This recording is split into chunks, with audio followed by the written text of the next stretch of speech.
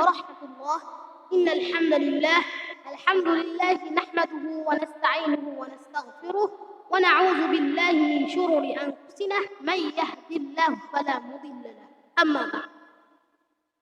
সম্মানিত দর্শক মণ্ডলী, আজ আপনাদের সামনে কোরআনুল কারীমে আল্লাহ সুবহানাহু ওয়া তাআলা যতজন নবীর নাম উল্লেখ করেছেন তার ভিতরে কিছু নবীর নাম উল্লেখ করব এবং তিনাদের নাম কোরআনুল কারীমে কত জায়গায় রয়েছে তাও উল্লেখ করার চেষ্টা করব ইনশাআল্লাহ।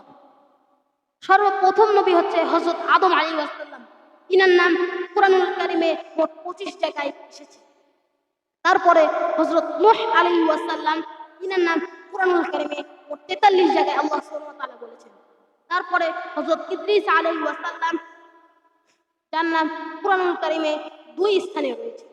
তারপরে হযরত ইব্রাহিম আলাইহিস সালাম, যার নাম কোরআনুল কারীমে 69 স্থানে রয়েছে এবং হযরত ইসমাঈল আলাইহিস সালাম, যার নাম কোরআনুল কারীমে 12 স্থানে রয়েছে।